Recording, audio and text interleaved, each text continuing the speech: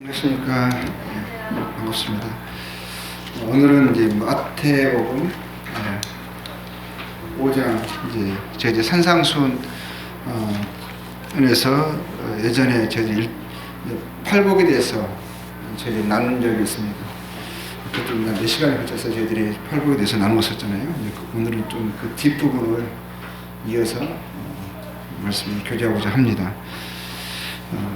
마태복음 5장 13절에서부터 산상수훈에 관련 이제 산상수훈이죠.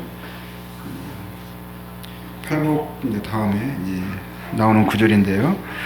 5장 13절부터 구절 읽고 교제하겠습니다. 너희는 13절 너희는 세상의 소금이니 소금이 만일 그 맛을 잃으면 무엇으로 짜게 하려요?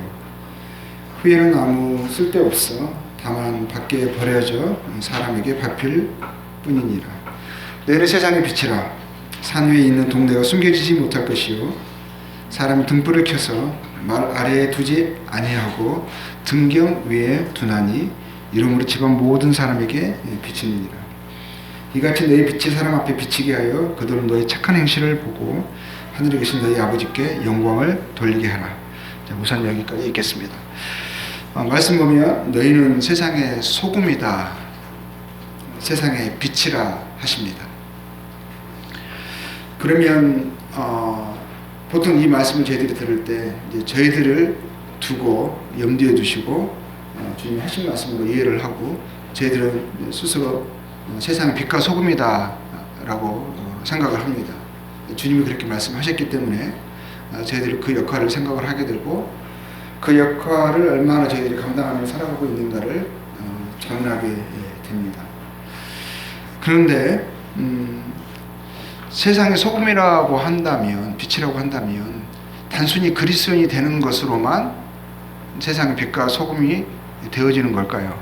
이런 부분을 생각해 볼 수 있을 것 같아요.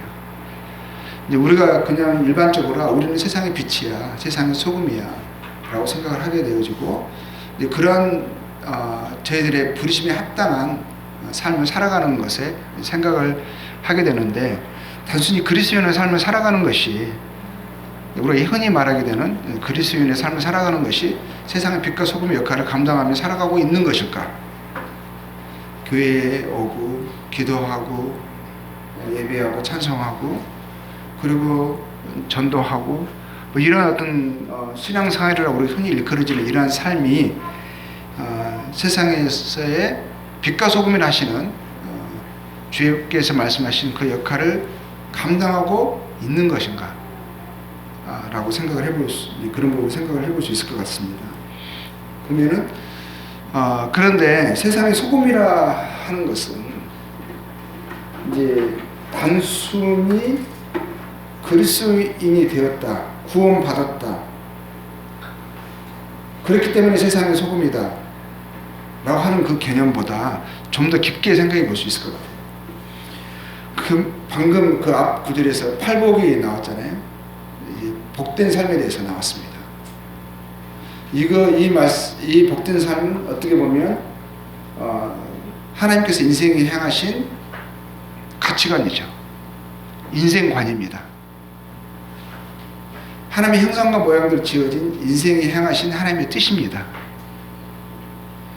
마땅히 그리스도인이라 한다면, 성도라 한다면 이 가치관, 인생관이 받아들여진 사람들이죠. 이것이 생각이 되어지고 소원이 되어지고 축으로 살아가는 인생이야 하는 것이죠. 이런 생각으로, 이런 가치관으로, 이런 인생관으로 살아가는 것이 세상의 소금의 역할을 하는 것이라고 생각이 듭니다. 소금의 맛이 있잖아요. 맛은 보기 전까지는 모르는 거예요. 내면에 감춰진 것입니다. 그렇죠? 겉에 봤을 때는 어떨 때는 입자로 보면 소금인지 설탕인지 뭐 여러 가지 뭐 하얀 거 하면 잘 모를 수 있어요. 그 맛이 있는지 들었는지 안 들었는지 맛을 봐야 알 수 있는 거예요. 맛은 안에 감춰진 것이에요. 내면에 있는 것이죠. 그러면 소금이 소금 맛이, 짠맛이 있기 때문에 그 소금이 특성이 짠맛이잖아요. 소금 맛이 있기 때문에 소금인 거죠. 만약에 소금이 맛이 없다, 소금의 맛을 갖고 있지 않다, 그건 아무 쓸데없는 거죠. 그렇죠? 그래서 맛을 잃어버린 소금, 맛이 없는 소금은 밖에 버려져 사람들에게 밟힐 뿐이나 하시는 거예요. 소금 맛이 없는 소금, 아무런 가치 없는 것이에요. 세상의 소금으로 우리가 부르심을 받았으면 우리 중요한 것은 그 맛을 갖고 있느냐, 그 맛은 내면에 있는 것이라 했잖아요. 그 맛이 우리가 갖고 있느냐가 중요한 거예요. 만약에 그 맛을 잃어버렸다면 세상의 소금이라는 외형적인 형태는 갖고 있을 수는 있어요. 그냥 그리스도인이 됐고 교회 다니고. 근데 맛이 없는 소금일 수가 있어버리면 그거는 아무 쓸데없는, 오히려 소금이라고 말하는 그 자체가 오히려 다른 소금들에게 해가 되어지는 그런 사람들이 가득 모여있는 그 소금독, 장독은 깨버려야 하는 거죠. 심하게 표현하자면. 그렇죠. 의미가 없는 거예요. 아무 쓸데없는 거예요. 있는 것 자체가, 소금이라고 하는 자체가 오히려 보면 걸림이 되는 거죠. 그럼 소금이 소금 되려면 뭐가 필요한 거예요? 맛이 있어야 돼요. 소금 맛. 소금 맛은 뭡니까? 이런 가치관이에요. 팔복에서 말하는 심령이 가난하고 하늘의 소망으로, 하늘의 가치로 살아가는 것이죠. 한 번 죽는 것은 사람에게 정해진 것이고 그 외에는 심판이 있다. 이 세상의 실상을 아는 거예요. 이 세상의 전부가 아니라는 것을 인식한 삶이죠. 그리고 애통해하는 것, 그것을 화로 여기지 않고 오히려 복으로 여기고 하나님께 가까이 함이 내게 복이다. 오히려 고난받는 것이 내게 유익하다. 오히려, 왜냐하면 그 마음의 기쁨과 소망이 하나님의 약속에 있고 하늘에 있기 때문에. 이런 가치관들이죠. 온유한 자. 온유한 자가 땅을 기업으로 받는다고 했어요. 오히려 권세를 가져서 힘으로 억압해서 원하는 것을 탈취하려고, 얻으려고 하는 것이 아니라 온유함으로 그리스도의 성품을 쫓아서 하나님이 어떻게 하셨는가를 인식하면서 그거를 기억하면서 그걸 본을 쫓아서 살아가는 삶의 방식이죠.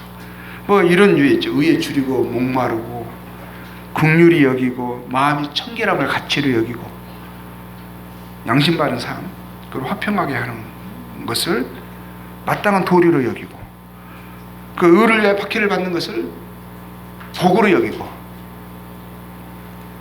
주님 그리스도인으로서 욕을 받는 것에 오히려 박해받고 거짓으로 무슨 악한 말을 할 때에 그것을 오히려 행복으로, 복으로 여기고. 왜냐하면 하늘의 상을 보기 때문에. 그리스도 안에서 우리에게 약속하신 하늘에 속한 모든 신령한 복을 진짜 믿기 때문에 이 땅의 삶은 흘러가는 것이고 인생의 연수가 70이고 강건함은 80이지만 인생의 자랑은 수고와 슬픔이라 하셨어요. 이 땅의 삶의 가치와 의미를 두지 않고 하늘을 두며 살아갑니다. 이런 맛이 들어있는 거죠. 제대로 하늘 맛이 들어있는 거예요. 예? 그리스도의 어떠하시는 맛이 들어있는 거죠. 그걸 진짜 가치로 여기는 거예요. 옳다고 생각하는 거예요. 그런 소금이 진짜 소금이지. 교회는 나오는데 구원 받았다고 하는데 이 세상에 맛만 잔뜩 들어있어요. 그건 주님이 말씀하신 세상의 소금이 아니죠. 이 말씀하신 것은 하늘의 맛으로, 영생의 맛으로, 그리스도의 맛으로 잔뜩 배어있는 거예요. 배어있는 거. 그게 주님 말씀하신 세상의 소금이라는 거죠. 소금은 또 뭐예요? 이때 주님이 소금의 의미로 사용하신 것은 물론 소금은 여러 기능들이 있죠. 역할들이 있습니다. 맛을 내게 하고. 근데 여기서 주로 사용하셨던 염두에 두고 사용하셨던 소금의 기능으로는 생각할 수 있는 것이 이제 상하지 않게 하는 것. 그때 냉장고가 없었으니까 소금으로 간을 해서 음식의 부패를 방지합니다. 그리고 오래 그 상태로 유지하려고 이제 소금을 쳐서 간을 하는 거죠. 그러면 어떤 부패를 방지하는 그것을 이제 지연하는 그런 기능으로 이제 하는 것입니다. 그러면 세상의 소금이라 한다면 우리가 이 소금을 둬서 주님이 이 하늘의 맛이 잔뜩 들어있는 하나님의 성품, 하나님의 약속의 말씀들이, 하나님의 가치관들이, 그 인생관이 잔뜩 배어 있어서 그 진한 소금의 맛을 갖고 있어서 그 맛이 뿌려지는 거예요. 뿌려졌을 때 어떻게 됩니까? 세상의 부패가, 거짓이 고발되는 거죠.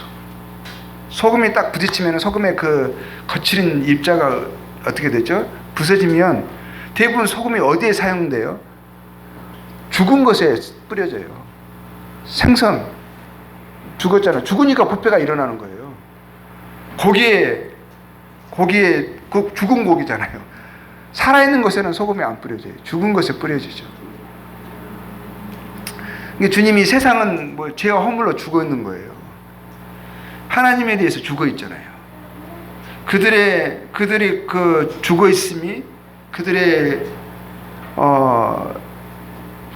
그 상태가 고발되려면 고발되고 그것을 드러내기 위해서 고발하고 그거를 그걸 드러내기 위해서 소금이 뿌려져야 되는데 뿌려지려면 뿌려져야 되잖아요. 어디에 죽은 것에 뿌려져야 되는데 소금은 장독에 있는 게 목적이 아니라 장독에서 나와서 그 죽어있는 것들을 뿌려져야 되는 것이 목적이 있는 것이죠. 그래서 하나님께서는 하늘의 맛이 잔뜩 들어있는 그리스도인들을 세상에 뿌리시길 원하시는 거예요. 뿌려지면 어떻게 돼요? 그게 녹아져야 돼요. 스며들어야 돼요. 그렇죠. 스며들어져야 그게 부패가 방지되고 그게 소금의 기능을 다 할 수 있는 거죠. 이 말은 뭐냐면 세상의 소금으로 부름받은 그리스도인들이 하늘의 소명을 가지고 있는 그리스도께서 부활하시고 승천하셔서 하늘 보좌 우편에 계시다는 살아계신 하나님, 그분이 우리를 보고 계시고 알고 계시고 이 땅에 그분의 죽으심과 부활을 통하여서 하나님께 연락되어진 사람들에게 이 땅에 살아가면서 살아야 할 이유와 목적을 주셨어요.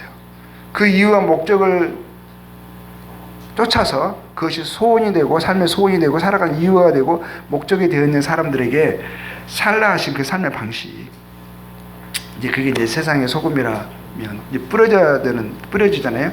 그러니까 우리가 세상에 어떻게 보면 세상에 속하지는 않지만 세상에 뭐죠? 참여하는, 뿌려지는 거예요. 부딪혀야 돼요. 만나야 돼요. 근데 그것이 우리가 그들에게 스며드는데 맛이 그거는 뭐냐면 섞이라는 말이 아니에요. 그렇죠? 그들에게 동화되라는 말이 아니라 우리의 소금 맛이 그들에게 동화가 되어져야 하는 거죠. 우리의 맛이 그들이 동화돼야 그들의 썩음이 방지가 됩니다.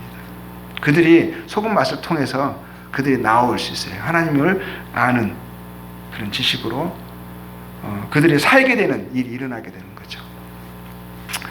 그러면 우리가 세상의 이웃들에게 소금으로 나타나야 되는 거죠. 근데 소금들이요, 뿌려지기를 싫어해버려요. 문제는 어떤 문제가 있냐면 소금이 맛을 잃어버렸어요. 하늘의 맛이 전혀 안 나. 이 사람을 보면 하늘에 속한 사람인지, 정말 그렇게 말하고 있는 것을 정말 믿는지. 소금의 맛을 잃어버린 소금이라면 이미 쓸데없는, 의미가 없는 인생을 살아가고 있는 거예요. 근데 소금의 맛을 갖고 있어. 하늘의 소망으로 가득 차 있어요. 근데 문제는 뭐냐면 뿌려지기를 싫어해. 교회 안에서만 있어요. 교회 안에. 성도들 사이에서만. 쉽게 말하면 장독대 안에만 있어. 세상에서는 아무 역할을 못해. 그냥 말하기도 섞이는 거 싫어해. 뿌려지기를 싫어하는 소금이 의미가 있을까요? 딴맛이 갖고 있는데 무슨 의미가 있어요? 딴맛이 있다라면 죽은 고기 뿌려져야 되죠. 영향을 끼치는 그리스도인들이 되어져야 한다. 그러면 세상의 소금이잖아요. 이건 내면에 있는 것이잖아요. 그 다음에 뭐라 말씀하면 세상의 빛이라 하시는 거예요. 빛은 드러나게 돼 있어요. 그렇죠? 소금 맛이 들어있는 그리스도인들이요 빛으로 나타납니다. 그 하늘의 맛이, 그리스도의 맛이 잔뜩 배어있는 사람들, 짬의 강도가 세어지는 사람들이 결국에는요 세상의 빛의 역할을 할 수 있는, 빛은 밖으로 드러나는 거거든요. 꼭 맛을 봐야 되는, 멀리서도 볼 수 있는 것. 산의 동네에 어두컴컴한 곳에 불빛 하나만 있으면, 그 마을에 있으면 그 불빛 때문에 그 마을이 그냥 발견되어지는 거예요. 알게 되는 거예요. 멀리서 알 수 있는 거거든요. 근데 소금의 맛이 들어있어야 내면이 그것을 잔뜩 진하게 배어 있어야 결국 빛된 삶을 살아갈 수 있다. 빛은 뭐냐? 행실이에요. 행실. 16절에 보면 너희 빛이 그랬거든요. 사람 앞에 비치게 하여 그랬거든요. 그렇죠? 사람 앞에 비치게 해야 된다는 거예요. 빛의 역할이 그거예요. 빛을 보니까 등불을 켜가지고, 사람이 등불을 켜서, 말이라는 것은 그릇이거든요. 큰 그릇. 그릇 속에 감춰놓지 않잖아요. 놓지 않잖아요. 그렇죠? 등불을 켰을 때는 등잔에 있는 지방 사람들이 전체 이제 그 빛을 통해서 환하게 이렇게 그 어둠에서 벗어날 수 있도록 등대 위에, 등경 위에 빛을, 등잔을 놓으려고 하는 거잖아요. 그래야 그 집안 모든 사람이 비치는 거거든요. 여기서 집안 모든 사람이 뭘 말하겠어요? 세상에 빛을 하셨을 때 세상 사람들 이야기하는 거고, 주변에 있는 사람들, 이웃들. 빛을 비추어서 그들의 어둠이 드러나는 거죠. 고발되어지는 거죠. 그들의 어둠을 인식하는 것이죠. 그렇게 해야 되는데 그 빛이 비추기를 꺼려한다면, 그리고 그냥 그 침대 밑이나 말 속에만 있으려고 한다면 그건 문제인 거예요. 그게 등불을 켜놓으신 분의 뜻이 아닌 거예요.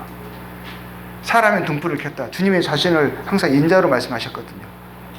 우리를 세상에, 우리가 불을 켜서 우리 세상에 비치게 하시려고 하시는 거예요. 그런데 왜 빛된 삶을 살아가지 못하는가? 착한 행실. 우리의 행실을 보고, 행실이라는 것은 말하는 거, 우리가 행동하는 거예요.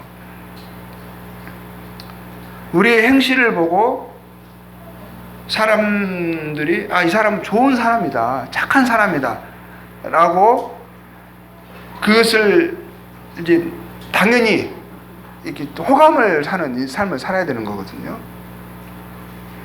그래서 그 사람들에게 또 우리가 소망에 관한 이유를, 그 사람들로 하여금 물어올 수 있는 그런 삶의 모습을 살아야 되는데 전혀 그런 빛된 모습이 안 나타나. 그런다 그러면 결국에는 그들이 우리에게 나오겠어요? 당신은 왜 이렇게 항상 남을 위해서 희생하려고 하고 굳은 일을 마다하지 않으시고, 그리고 항상 어떻게 이렇게 행복하시냐고. 다른 사람이 어려움 가운데 있을 때 가정이 막 불화가 있는 사람들이 많이 살잖아요. 근데 행복한 가정을 보면 그게 딱 빛이 되는 거예요. 그렇게 살고 싶거든요. 근데 자기들은 안 되는 거예요. 그럼 그 사람들이 와가지고 당신들은 참 다르다고, 어떻게 이렇게 살아갈 수 있냐고. 그럼 우리가 뭐 해야 되겠어요? 우리가 그렇게 살아가는 것은 우리 안에 있는 그 소금, 그 맛을 결국에는 표현하게 되어 있는 거예요. 우리는 하나님이 있어서, 우리가 섬기는 하나님이 있고, 하나님의 말씀이 있고, 그 도우심을 힘입어서, 또 하늘의 소망이 있어서, 우리는 사람을 또 사랑해서, 하나님 우리를 사랑하셨기 때문에 우리가 또 사람을 사랑하는 그런 삶의 가치관을 갖고 있어서 당신이 그렇게 보셨나 보다고. 그럼 결국은 우리 아버지를 소개하게 되잖아요. 그러면 그 사람들이 결국 하나님께 나아오는, 그래서 결국 하나님께 영광을 돌리게 되어지는 것이 되거든요. 그래서 여기서 보면 이제 세상의 소금과 세상의 빛이 먼저는 내면적으로는 이런 가치관들이에요. 팔복을서 말했죠. 이런 가치관을 갖고 있어요. 생각이 바뀌어져야 해요. 삶의 중심 태도가 바뀌어져야 하는 거예요.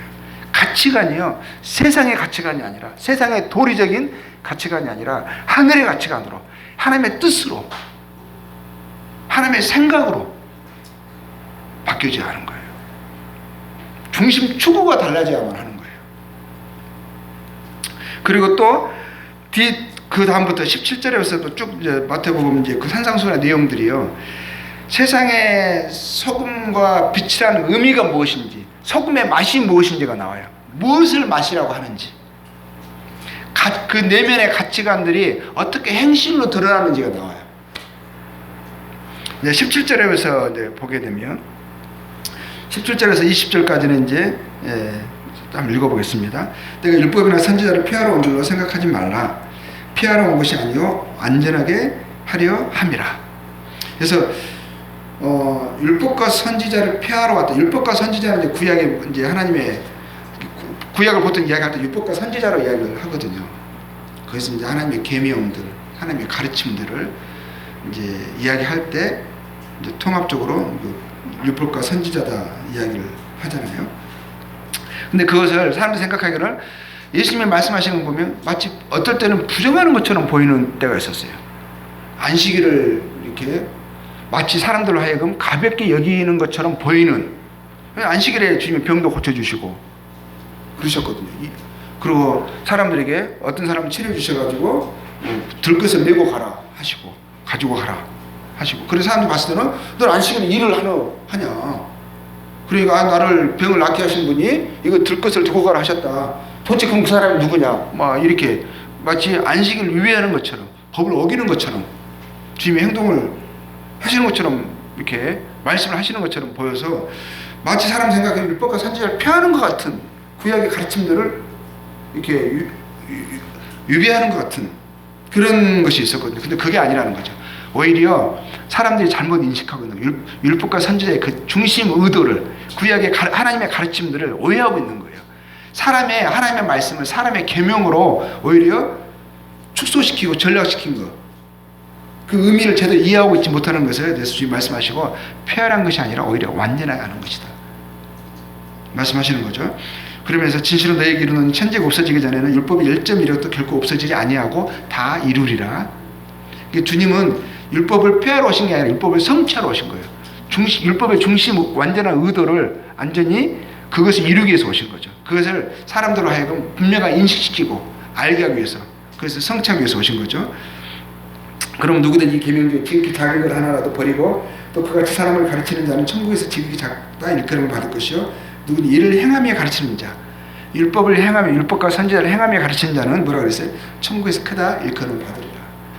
그러니까 주님이 가르치신 분들은 이제 율법과 선지자를 구약의 가르침들, 하나님의 가르침들이 이거 위배되는 것이 아니라 그 중심 정신을 오히려 가르치시는 거였고, 그것을 완전하게 하시는 것이었습니다.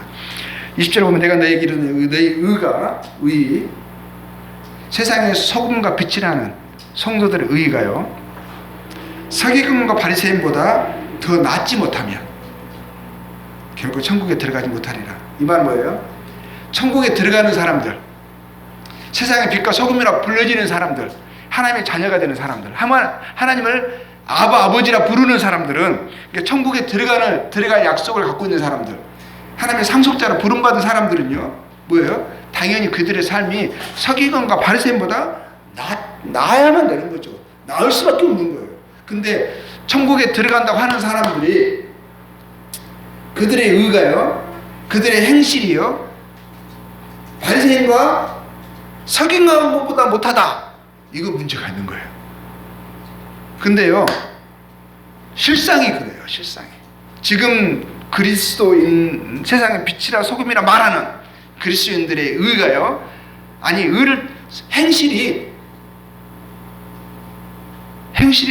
심지어는 세상 사람들보다 못하는, 아니 서기관과 바리새인 정도가 아니라 세상 사람들보다 못하는 행실이 나타난다면 이건 정말 심각한 거예요. 근데 서기관과 바리새인들의 의가요, 뭘 의냐면 이 정도는 기본이거든요. 이게 큰 게 아니에요. 이거는 초등적인 거예요. 초등적인 거. 율법이라는 것은요 차가워요. 그렇죠. 그냥 그것만 하면 돼요. 마음은 없어도 돼요. 안 지키면 돼. 사람은 마음으로서 막 죽일 만큼 미워해도요. 사람 안 죽이면 율법을 지키는 걸로. 율법의 법으로는 하자가 없어요. 그러니까 이 율법이라는 것은, 법이라는 것은 이거는 차가운 거고, 이거는 기본적인 거고 초동적인 거예요. 이거 지킨다고요? 이거 지킨다고 하나님 앞에 나 율법 지키니까 나 의인이다라고 말하는 것은 정말 이거는 부끄러운 거죠. 아주 저속한 거죠. 이제 그 율법과 설교가 의에 대해서 의와 우리들의 하나님이 세상의 빛과 소금이라 말하는 성도들의 의에 대해서 의가 그가 무엇을 의미하는지가 21절부터 또 설명이 돼서 나와요. 이게 몇 가지 예를 들어서 설명을 하시는 거죠. 산상수훈에서요.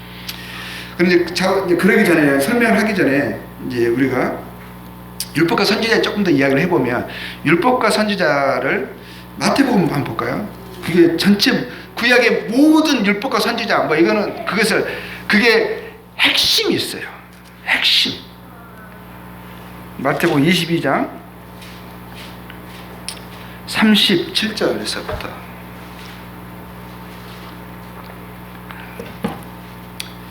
율법은 한 600, 구약의 율법이 한 613가지인가 있어요.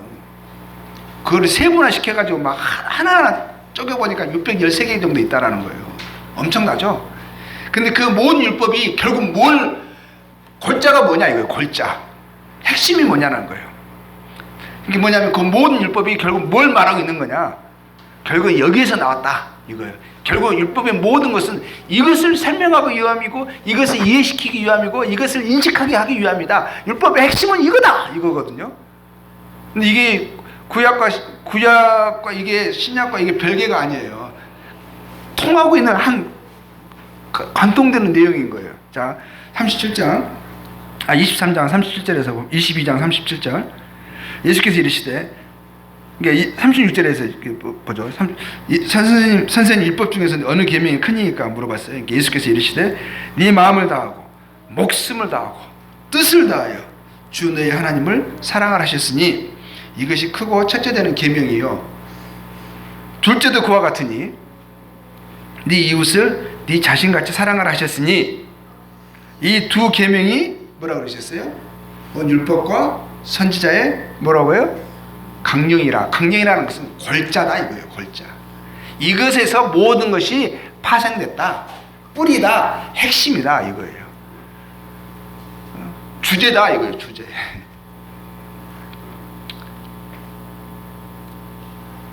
그러니까 율법이 막 복잡하잖아요. 막 많잖아요. 근데 결국은 이거를 사람들로 하여금 배우게 하고자 함이에요. 이게 핵심인 거예요. 근데 이것이 없이 율법의 613가지를 지킨들, 이것이 없이 지킨들, 그건 지킨 게 아니에요. 무슨 말인지 알겠죠? 내용이 뿌리는 이거라는 거예요. 골자가. 그리고 또 하나 보겠습니다. 로마서 13장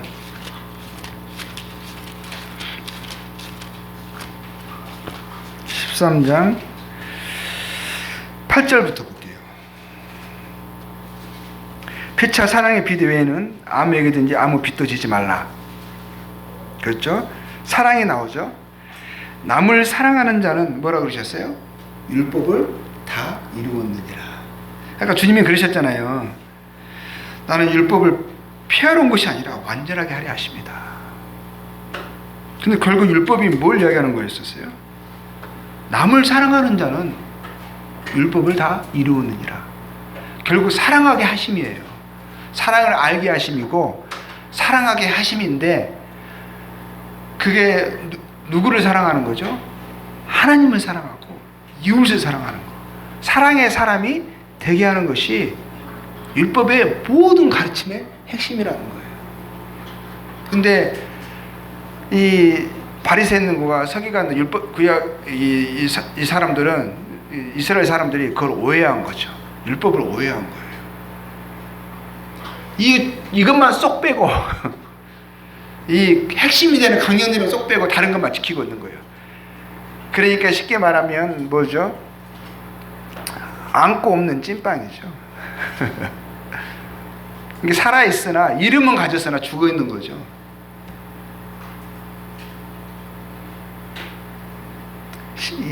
그게 곧 우상화시킨 거예요. 하나님의 계명을, 하나님의 말씀을 사람의 말로 바꿔버린 거예요. 살아있는 하나님을 인간의 우상화시킨 거예요. 비사물화시킨 거예요. 비사물. 아니, 비인격화, 사물화시킨 거죠. 사물화. 9절 보겠습니다. 13장 9절. 간음하지 말라, 살인하지 말라, 도둑질하지 말라, 탐내지 말라 한 것과 그 외에 다른 계명이 있을지라도, 예? 뭐라고 그러셨어요? 네 이웃을 네 자신과 같이 사랑하라 하신 그 말씀 가운데 뭐라고 그러셨죠? 다 들어있느니라. 모든 것이 이 안에 다 들어있느니라. 사랑은 이웃에게 악을 행하지 아니하나니, 그러므로 뭐라고 하셨어요? 사랑은 율법의 완성이니라. 주님이 그러셨잖아요. 완전하게 하려 합니다. 결국 사랑이죠. 사랑. 하나님을 마음을 다하여, 뜻을 다하여, 성품을 다하여 하나님을 경외하고 하나님을 사랑하는 것입니다. 하나님을 사랑하고 하나님을 기뻐하는 거예요. 그 사랑으로 또 하나님이 사람을 사랑하듯이 사람을 사랑하는 거죠. 그것이 소원이 되어 있고 가치관이 되어 있고 살아가는 이유고, 그 안에서 성장하기를 원하는 것입니다.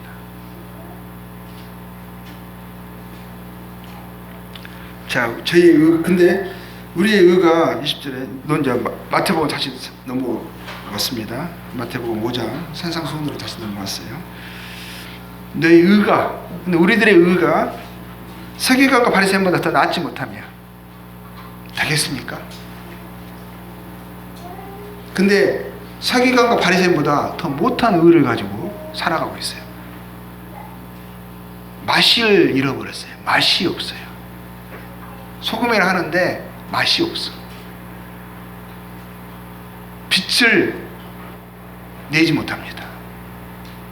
마치 꺼져버린 빛 같아요. 오히려 그 행실을 통해서 하나님이 유혹을 받습니다. 네가 믿는 사람이라면 나 안 믿을란다 해버려요. 그렇게 신앙생활을 오래 했는데 네 삶은 왜 그 모양이니? 자기 가족마저도 사랑하지 못하네? 이렇게 돼버린다면 이건 정말 심각한 문제죠. 신앙의 핵심을 모르고 있는 거예요.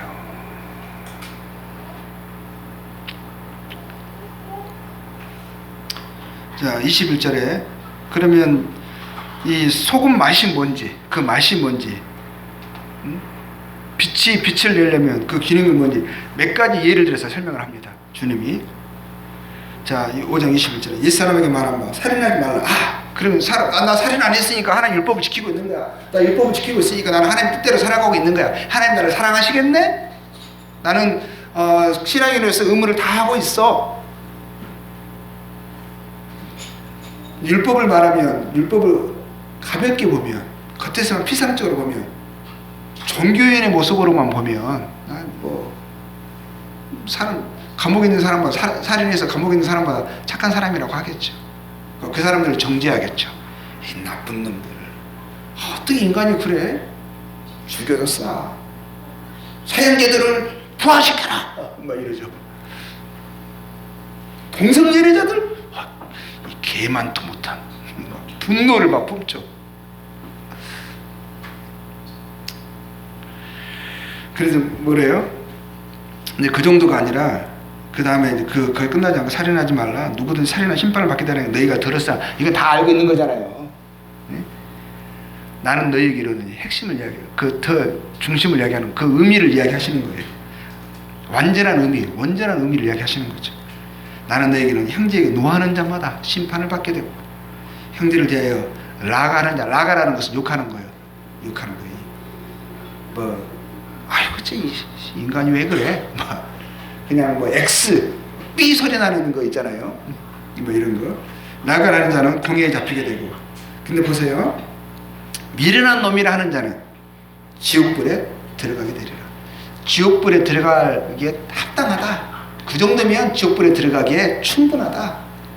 근데요, 아니 이거 너무 심하지 않습니까? 그러니까 일반적으로 생각하면 이 정도는 모든 사람들이 다 하고 있는 거잖아요. 이게 뭐 죄라고 여겨요? 근데 어떻게 그 정도를 심판 정도가 아니라 사람을 죽인 것보다 어떻게 보면 심하게 더 깊이 보고 계시는 게 아닌가 하는 생각이 들 만큼 너무 강도 있게 말씀을 하시잖아요. 근데 여기에서 보면은요, 뭘 노한한다, 생제를 노한다. 그래서 뭐냐면 내가 옳기 때문에, 잘못됐기 때문에 노하는 거잖아요. 그리고 그 사람에게 화를 낸다는 것은 나보다 내가 화를 내도 될 만큼의 내가 위치에 있는 거예요. 내 화를 받아야 마땅한 그 사람은 나에게 그 화에 대해서 저항할 힘이 어떤 그런 권한이 위치가 나보다 밑이야, 약해. 대부분 그러잖아요. 내가 좀 무시해도 되는 사람이야. 그럼 화를 냅니다. 근데 자기보다 위에 있는 사람, 권위가 있는 사람들한테는 화가 나도 화를 자제하죠. 함부로 화를 못 내죠. 그렇지 않습니까? 화를 낸다고 내가 좀 어느 정도 위치가 있는 거예요. 나보다 못한 사람들에게 화를 냈죠. 내가 약간 무시하는 사람들에게 화를 냈잖아요. 여기에서 뭐가 없는 거예요? 화를 낸다는 것 자체가 그거를 그냥 법적으로 화를 내라. 어느 정도까지 화를 내야 화를 낸 것인가? 그러면 하나님의 법을 나는 하나님의 말씀을 순종하고 있는 것인가? 이 정도를 그걸 말하는 게 아니에요. 사람들이 항상 법으로 뭔가를 만들려고 해요. 강도. 어느 정도 강도까지 이거는 화를 낸 거야. 또 사람도 그걸 갖고 이제 뭐 정하겠죠. 그러니까 이 정도는 화가 낸 게 아니니까 하나님 말씀 순종하고 어긴 게 아니야 이렇게 생각을 하는데 여기서 말하고 핵심이 뭐예요? 사람을 존귀하게 여기지 않는 거죠. 사람은 사랑함이 없는 상태를 이야기하는 거예요. 미련한 놈이 한다는 건 사람을 멸시하는 거죠. 무시하는 거죠. 존중하지 않는 거죠. 인격으로 하나님이 그 사람을 사랑하시고 존귀 여기신다. 하나님의 형상대로 지어진 존재니까 보기에는 정말 미련한 놈이고 예? 유혹을 받아야 마땅한 사람이고 당연히 분노를 이를 내서 그에 대한 이 잘못된 행위에 대해서 뭔가를 해야 마땅한 사람인데 당연한 사람인데 그런데 그렇게 여기지 않는 거예요. 나와 다른 사람이라고 해서 또 못하다고 해서 무시하지 않는 거죠. 기본적으로 뭐가 있어요? 사람 존중이 있는 거예요. 사랑이 있는 거예요. 사람으로 대하는 거예요. 뭐 이슬람 사람들, 모슬렘들, 하다못해 극악한 죄를 짓고 있는 사람들, 그런 사람들도요 중심에서는 존중함이 있어야 돼요. 그게 맛인 거예요. 하나님이 그 사람들을 어떻게 대하시는가. 무시하고 멸시하는 태도는 합당치 않다라는 거죠. 이게 기본적으로 뭐가 있는 거예요? 존중이 있는 거예요. 존중. 하나님의 관점으로 인생을 대하는 거죠. 부모가 자식들에게 대하는 것도 마찬가지라고 생각해요. 함부로 하면 안 돼요. 함부로. 인격으로 대우해줘야 돼요. 사랑으로 해줘야 돼요. 그 연약한 마음이 깨질 수 있어요. 나중에 부부간의 관계에서 그러잖아요. 아내에 대해서 그런 연약한 그리스라 이야기 하잖아요. 뭐 요즘에는 그게 꼭 여자에만 해당되는 게 아니라 남자들도 상처를 연약한 그릇이 돼가지고 남자도 보호를 받아야 되는데 좌우간 서로 그 마음에 말로 우리는 함부로 막 그 마음을 막 상처를 줘서 막 깨려고 하잖아요. 막 고통을 주려고 막 그 악랄한 말만 막 골라내가지고 막 쏴댑니다. 근데 그것은 뭐예요? 그 마음의 중심이 사랑함이 없는, 존중함이 없는 게 문제가 있는 거죠. 그래서 하나님은 그 자체를 사랑 없음. 그게 문제인 거죠. 그게. 근데 우리들은 어떻게 해야 되는 거예요? 하나님이 관점으로 하나님이 사람을 형상대로 지으셨고 그 이 인생들 버러지고 이 벌레 같은 구더기 벌레 같은 인생들을 위해서 하나님이 그들을 위하여서 인생으로 오셨고 그들을 대신하여서 버림을 받으신 거예요. 가치가 대단한 거예요. 가치가. 그래서 그 가치로 인생들을 보기를 원하는 거예요. 물론 우리도 그냥 순간적으로는 딱 보면 짜증나죠. 화가 치밀죠. 그게 우리 육신의 자연적인 반응입니다. 근데 그거를 억제하는 것, 죄에 대해서는 주은자요. 억제를 하는 거죠. 그리고 불어 생각을 하는 거죠. 하나님의 말씀, 하나님 그 인생을 어떻게 보시는가를 생각을 해서 그것이 나의 생각이 되고 그것이 나의 마음이 되고 그것이 나의 가치관이 되려고 그러면서 그것으로 기억하고 그것을 스며들게 하는 것, 나의 생각에 스며들어서 내가 그것을 의해서 행동이 나오도록 하게 하는 거죠. 나의 감정도 그걸 유발하게 하고 행동도 나가게 하고 갈수록 변화되어 가고 성장되어 나가는 하나님의 말씀이 하나님의 가치관이 하나님의 뜻이 나를 힘몰아가고 주장하고 그것이 자유롭게 드러날 수 있도록 되어지는 그 상태를 성숙해 나간다 이렇게 하는 거죠. 결국은 이게 착한 행실인 거고요. 이게 맛이에요. 소금 맛. 이게 가치관이 어떻게 행실로 드러나는가에서 결국 중심을 이야기하잖아요. 마음 중심을. 그렇죠? 그리고 23절 보겠습니다. 예물을 제단에 드리려다가 거기서 네 형제가 원망 들 만한 일이 있는 줄이 생각나거든. 자, 우리는 그러면 하나님 예배 중요하죠. 하나님 예배를 말씀하고 있어요. 근데 지금 예물을 제단에 드리다가 그랬거든요. 근데 모든 것이 사람들이 우리 몸에 특히 더 그렇습니다. 예배 드리는 것을 최상으로 보죠. 물론 최상입니다. 근데 예물을 제단에 드리다가 예배를 드리다가 형제가 원망 들을 만한 일이 생각이 나는 거예요. 이거 양심의 자각인 거예요. 양심이 활성화가 되어 있는 거예요. 근데 왜 어떤 원망 들을 만한 일을 했을까요? 형제를 무시하고 행동했던 거예요. 미련한 놈이라는 말을 했을 수도 있고요. 말은 안 했지만 그런 행동을 나타낼 수 있어요. 말은 안 했는데 무시해. 너는 짓거려라. 인자한 사람으로 보이죠. 참는 사람으로 보이죠. 근데 무반응으로 대꾸합니다. 그리고 네가 말한 대로 나는 절대 따라하지 않을 거야. 그건 뭐예요? 그건 무시거든요. 존중이 아니거든요. 그 사람의 마음을 헤아리려고 하거나 왜 그렇게 화가 났지? 왜 이렇게 고통하지? 라고 하면서 그 마음을 이해하려고 하는 입장이 되어보려고 하는 그런 마음이 없는 것, 이것도 사랑 없음이거든요. 그래서 좌우간 무시하거나 그 사람을 가치 있게 여기지 않았거나 사랑하지 않아서 그 사람에게 상처가 됐어요. 원망 들을 만한 일이 그에게 있어요. 그래서 내가 유발한 거죠. 내가. 그렇죠?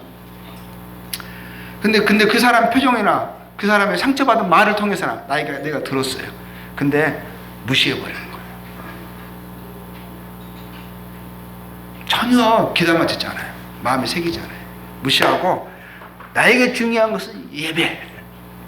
그 예배 드리러 오는데 아무 양심의 가책이나 자각이 없어요. 나는 예배 드렸다는 것은 성도에 마땅한 도를 했기 때문에 하나님 나는 성도야. 나는 세상의 빛과 소금의 역할을 감당하고 있어 라고 생각을 합니다. 근데 주님이 뭐라고 그러셨어요? 양심을 이야기하시죠. 주님은 하나님에 대해서 우리도 모르는 사이예요. 성도들이요.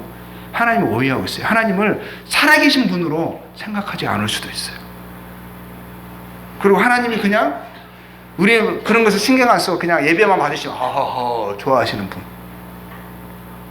하나님을 우상화하고 있는 거예요.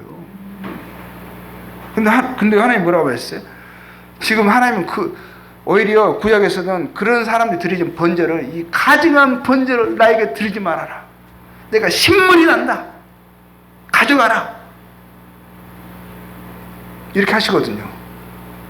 근데 예배를 드리는데 예배가 우리 삶에서 드려지는 그 하나님을 사랑함으로 사람을 사랑하는 것이 없는, 그것을 가치로 여기지 않는 그 사람의 입에서 나오는 그 예배를 하나님이 기뻐하시겠냐라는 거예요. 하나님이 뭐냐면 멈추고 생각해보라 이거죠. 생각해보고 그것을 가치로 여기고 그것을 쫓아가라, 해결하라는 거죠. 잘못했으면 가서 그가 누구를 할지라도, 내가 무시했던 사람, 그 애가 알까 싶은데 아이라 할지라도 미안하다. 그 용기가 필요한 거거든요. 근데 하나님이 오히려 그것을 기뻐하신다는 거. 그리고 와서 그럼 예배를 드리지 않아도 되느냐? 우리가 교회에 요구되는 일들이 있어요. 해야 될 책임들이 있어요. 그럼 그걸 안 해도 되느냐? 나는 삶에서 나는 이것을 가치로 여기, 그런 사람도 있거든요. 가치 있게 여기기 때문에 안 해야, 나는 그 무교회주의자도 있어요. 무교회주의자도. 근데 뭐라고 말씀하셨어요? 예물을 제단 앞에 두고 가서 먼저 형제와 화목하고, 이거 중요하죠. 화목이 중요하죠. 근데 그 후에 와서 예물을 드리라, 그런 거죠. 우리가 예배에 합당한 사람이 되는 거 중요합니다. 예배에 합당한 사람, 그러한 삶을 살아가는 거. 그리고 예배를 하나님이 받으신 만한 삶의 예배, 또 감사의 예배, 찬송의 예배로 함께 그러한 교회 성도들이 교회로 모여서 하나님께 예배를 드리는 거죠. 그래서 25절에서 이거 우리가 같이 중요합니다. 이제 24절까지 이게 마음이 중요하다는 거죠. 그리고 내면에 같이 가는 데 중요하다는 게 25절 이제 그런 거고, 25절에서 너를 고발한 자와 함께 길에 있을 때에 급히 사와라. 급히 그 문제를 급히 해결하라는 거예요. 그 사람이 우리를 고발하고 있어요. 야, 너는 네가 그리스도인 하면서 우리가 몰랐을 수 있어요. 근데 그걸 알았으면, 양심이 자각을 해줬으면, 또 누군가 나에게 지적을 했어요. 고발을 했어요. 근데 그 고발이 근거가 있어요. 타당해요. 그러면 그걸 고집하지 말라는 거예요. 급히 용서를 빌고 문제를 해결하고 사과하라는 거죠. 그리고 27절에서 이제 보면은 이제 지금 예를 들어서 지금 계속 이야기하는 거예요. 맛이 뭘 이야기하는 건지, 빛을 뭘 이야기하는 건지, 그냥 그리스도인이라고 교회만 나오고 그러면서 세상의 빛과 소금으로서 역할을 감당하고 있다, 그게 아니라는 것을 말씀드리는 거예요. 내면의 가치관, 생각, 이게 중심, 그리고 그로 인해서 나타나는 삶의 행실, 삶의 변화, 이것이 빛을 비추는 거예요. 등불을 켜놓은 것은 이유가 있어요. 이유가. 근데 불이 켜지지 않는 등잔들이 많습니다. 맛이 없는 소금들이 많아요. 맛이 없는. 그것은 좀 그것이 뭐냐면 그게 종교예요. 종교가 그래요. 종교. 이 생명의 말씀을 들고 있으면서도 종교 생활을 하고 있는 거예요. 살아계신 하나님을 섬기면서도 우상의 신앙을 가지고 살아가는 거예요. 27절 또 한 예를 이야기합니다. 가늠하지 말라 하였다는 것을 너희가 들었으나 이건 부부간의 관계를 중요해서 그 안에서는 밖에서 나는 하지 않습니다. 그래서 나는 가늠을 하는 사람들을 멸시합니다. 나는 하지 않습니다. 그러니까 나는 한 율법을 지키고 있는 거죠. 그런데 주님 뭐라 말씀하시냐면 그건 그냥 초등적인 거예요. 이건 기본적인 거예요. 서기관과 바리새인들도 그렇게 해요.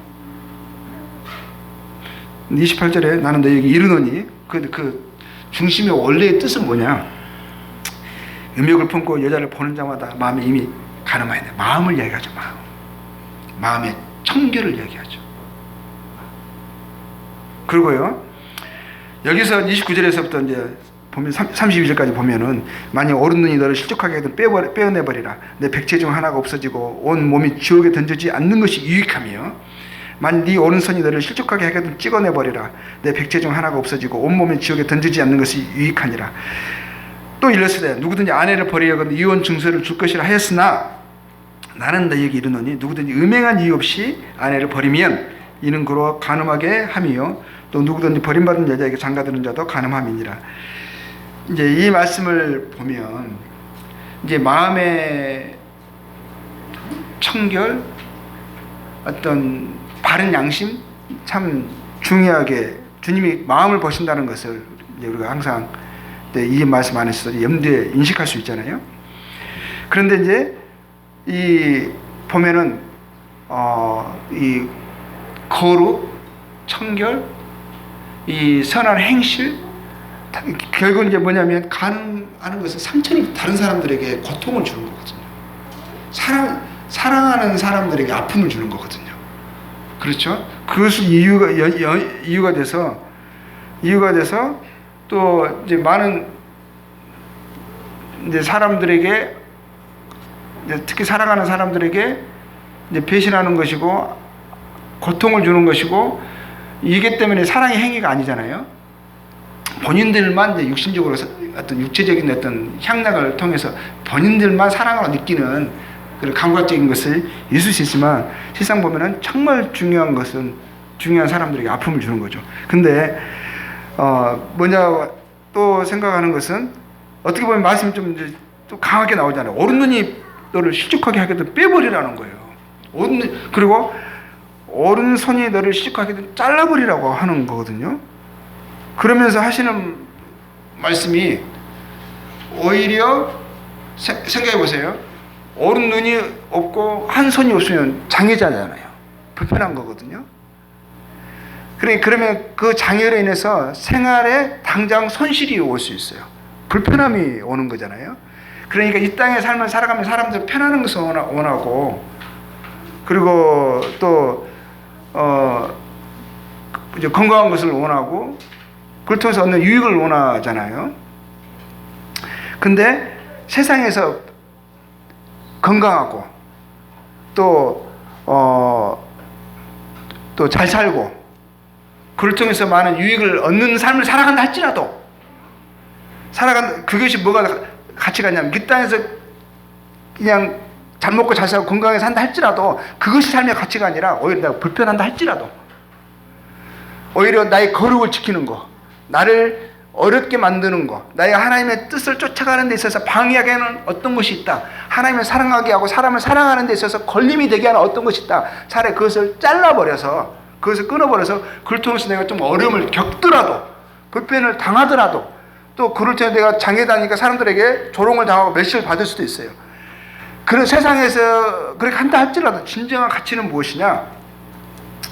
이 세상이 잠시 잠깐이고, 그리고 흘러가는 것이고 영원한 것이 아니기 때문에, 그런다 할지라도 그 불이익을 당하고 멸시를 당한다 할지라도 내가 그런 그 하나님이 기뻐하시는 어떤 사랑을 실천하고 또 도덕적인 청결을 쫓아서, 거룩을 쫓아 살아가는 것이 우리에게 진정한 뭐라고 말하는 거예요?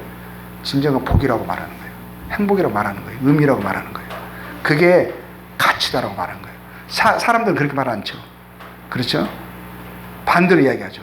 근데 하나님의 관점에서 그 맛이 들어있는 사람이라면, 하나님이 보신다, 하나님의 가치관이 무엇이다라는 것을 인식하는 그 맛이 들어있는 사람은 오히려 나에게 필요한 것도, 그것이 하나님을 사랑하게 하고 사람들을 사랑하게 하고 성도의 삶, 빛과 소금의 역할을 감당하며 살아가게 하는 데 있어서 걸림이 되는 것이고 장애가 되는 것이라면, 그거를 나는 불이익을 감수하고 자르겠다, 제거하겠다라는, 그것이 처음에는 아픔을 겪고 그것이 불편하게 또 나타나고 불이익을 가져다 줄 수 있지만, 그것이 진정한 뭐죠? 진정한 행복, 진정한 삶의 가치를 갖게 하는 삶이라고 하시는 거죠. 근데 이 말씀 속에서 또 단순히 나에 대한 거룩도 중요하지만은요, 이 말씀이 다른 데 말씀 보면, 이제 마태복음 18장에 또 이런 말씀이 있어요. 마태복음, 마가복음, 누가복음, 이런 특히 이 말씀 연관된 구절이 다 보면은, 오른눈이 범죄하건 빼버리고 오른손이 범죄하건 잘라버려, 이 말씀이 다 어디에 연관되냐면 다른 사람을 실족하게 하는 것과 연관이 되어 있어요. 이게 마태복음 18장에서 6절에 10절을 보면 그 말씀 그때 이제 찾아보진 않겠는데, 거기서 뭐가 있냐면, 소자 중에 여기 있는 소자 중에 소자를 실족하게 하면 그러거든요. 연자맷돌을 목에 메고 뭐 바다에 빠진 것이 낫다고 하면서 뭐 그때 연관된 말씀이 오른손이 범죄하거든 찍어 빼버리고 오른손이 손이 범죄하거든 잘라버리는 말씀이 거기에서 연관돼서 나오는 말씀이에요. 이 말씀 그 자체는 뭐냐면 다른 사람을 실족하게 하는 거.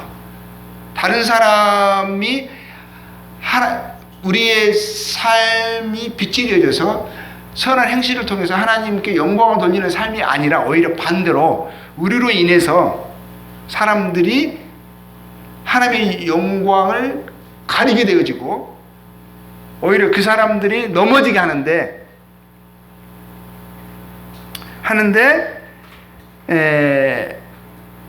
이제 그런 실족을 이야기하는 거예요. 그렇게 하게 된다면 그렇게 하지 않도록 그것이 나에게 유익이 된다 할지라도 그것을 끊어버리고 포기할 것을 이야기하는 거예요. 그것이 나에게 불이익을 가져오고 손실을 가져다 준다 할지라도 그럼 사람 사랑함이 하나님 사랑함과 사람 사랑함이 이제 이런 나의 불이익을 감당하는 장애자의 그런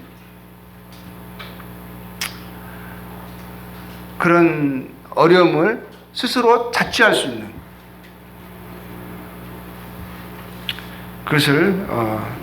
그것이 오히려 우리에게 유익하다라고 말씀하시는 거죠. 유익하다. 그래서 아내를 버리는 것도 이혼 중세를 보통 율법에서 그렇게 이야기를 했잖아요. 근데 그것도 뭐냐면 오히려 어떤 말씀과 연관이 되냐면 네가 만약에 그 여인을 버리면 그냥 사랑이 없어서 어떤 이유로 인해서 뭐 버리게 되면 그 여자는 그것 때문에 다른 남자와 결혼하게 되면 그 여자가 그런해서 너의 버림을 통해서 사랑 없어서 그 여자를 버림으로 인하여서 그 여자가 간음하게 되어지고 다른 남자와 결혼하게 되고 또 그 여자를 받은 사람이 또 간음을 하게 된다. 그러니까 다른 사람 죄를 짓게 하는데 네가 역할을 한 거다. 그런 거거든요.